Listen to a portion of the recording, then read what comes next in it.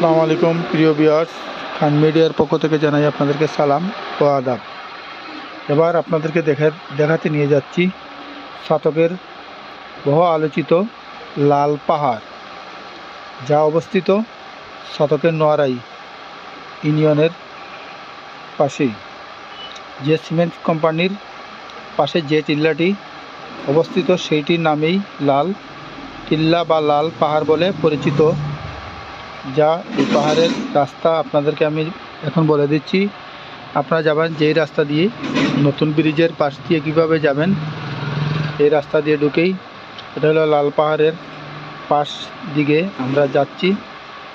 খুব সুন্দর বাড়ি। এই যে লাল পাহাড় যাওয়ার পথে যদি ফ্যাক্টরির বাইরের রাস্তা দিয়ে আপনারা যান, এইভাবে ছোটো ছোটো পাহাড় এবং টিল্লা দেখতে পারবেন লাফার্স কলোনির পাশেই। এই যে দেখুন ছোটো ছোটো পাহাড় আছে আরও। এটা লাল পাহাড়ের পাশে। এই হলো লাল পাহাড়। যে লাল পাহাড় দেখার জন্য বৃহত্তর সিলেটের অনেক লোক এখানে আগে আসতো। অনেক সুন্দর ছিল। এখানে অনেক ছবি, নাটক, টেলিফিল্ম বা মিউজিক ভিডিও এখানে তৈরি করতো। এলাকায় অনেক মানুষ ঘুরতো ফিরতো, কিন্তু দুঃখের বিষয় সরকারি সম্পদ থাকার কারণে এই লাল পাহাড় আর আগের লাল পাহাড় নাই। ওই যে লাল পাহাড়ের দেশে যা রাঙ্গামাটির দেশে যা, এখন রাঙ্গামাটিতে গেলে দেখতে পারবে লাল পাহাড়। আর আমাদের সাতকের লাল পাহাড়টা আগের যা অন্তত 100 ভাগের ভিতরে সম্ভবত 30 ভাগও এখানেও বর্তমানে নেই। কারণ এই পাহাড়ে উঠতে আগে অনেক সময় লাগতো। অনেক বড় পাহাড় ছিল, আশেপাশে বাড়িঘরও ছিল না। তখন এটা সাতক পৌরসভা ছিল না। পৌরসভার আগে সরকারি সম্পদ থাকার কারণে ওনারা সিমেন্ট তৈরি করে এই দিয়ে পাহাড়ের মাটি দিয়ে, যার কারণে ওনারাই কেটে কেটে সিমেন্ট তৈরি করার জন্য নিয়ে যাচ্ছে। এই যে দেখুন এই পাহাড়গুলি এত উঁচু ছিল, আমরা ছোটোকালে যখন তখন দেখতাম ওই পাহাড়ে উঠতে অনেক কষ্ট লাগতো। সব ছোটো ছোটো মানুষ উপরে উঠতে পারতো না, অনেক উঁচু ছিল। আর এই পাহাড়ের উপর থেকে পুরা মেঘালয় ইন্ডিয়ার একদম ক্লিয়ার দেখা যেত। আশেপাশে তেমন বাড়িঘরও ছিল না। এখন বর্তমানে এই যে দেখছেন, যতটুকু দেখতে পারতেছেন খালি এবং পানি, এগুলি কেটে কেটে মাটি সরকারি কাজে সিমেন্ট বানানোর জন্য নিয়ে গেছে। তাই এখন আর সেই লাল পাহাড় নয়, এখন লাল পাহাড় সমতল হয়ে গেছে। আর এই যে দেখুন লাল পাহাড়ের কিছু অংশ, এটা হয়তোবা ঈদের সময় আসলে কিছু দর্শনার্থীরা এসে যে আগে এত সুন্দর ছিল আর এত মানে বলার মতন ছিল না। এই যে ফ্যাক্টরির একদম গা ঘেঁষা পর্যন্ত এই পাহাড়টা ছিল। আর এই যে দেখছেন এখন বর্তমানে এখান থেকে মাটি ওনারা উত্তোলন করে নিয়ে সিমেন্টের জন্য কাজে ব্যবহৃত করতে করতে পাহাড় নেই। এখন এটা সমতল মরুভূমি হয়ে গেছে আমার মনে হয়।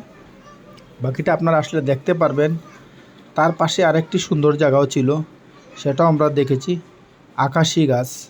আকাশি গাছের একটা বাগান ছিল, সেখানেও কিন্তু অনেক সুন্দর ছিল। কিন্তু এখন আর আকাশি গাছও নাই, পাহাড়ও নাই। তবে দূরবীনসার টিল্লা, এই যে সামনে যেটা আছে দূরবীনসার টিল্লা, এখন পরিপূর্ণ আছে। তবে যারা দর্শনার্থী আসেন, আমার আরেকটি ভিডিও আছে ইসামতি যাওয়ার রাস্তায়, এর একটু পিছন দিকে গেলে আবার সুন্দর সুন্দর অনেক পাহাড় আছে। তবে এই লাল পাহাড়ের মতন উঁচু নয়, এর থেকে একটু সামান্য ছোটো, তবে খুব সুন্দর আকর্ষণীয়, এগুলোও দেখার মতন। এখন যারা পিকনিকে আসে বা ঘুরতে আসে ওই পাহাড়গুলিতেই চলে যায়। তাই আপনারা যারা দেখতে আসবেন লাল পাহাড়ের পার্শ্ববর্তীতে এবং ঠিক উত্তর চার দিয়ে দেখতে পাবেন আরও অনেক সুন্দর সুন্দর পাহাড় আছে।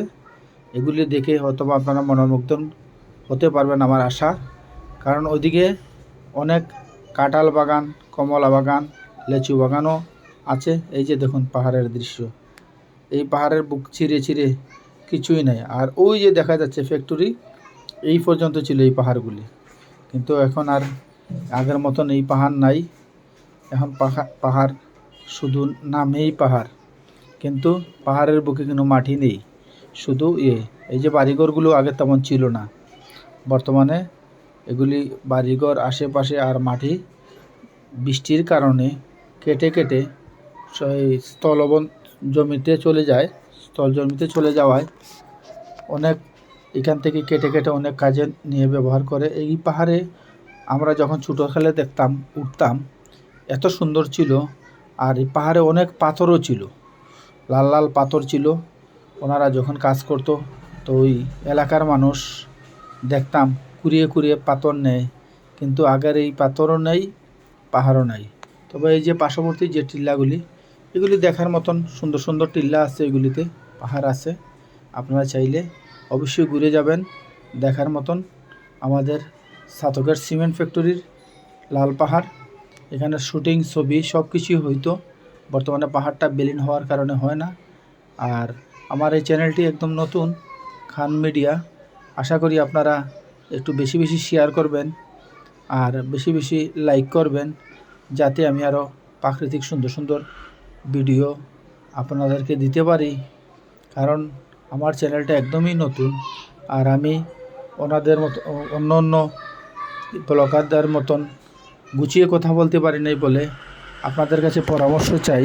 আপনারা যেভাবেই পারুন আমাকে পরামর্শ দিবেন যে কিভাবে কি করতে হয়, কারণ আমার চ্যানেলটা নতুন।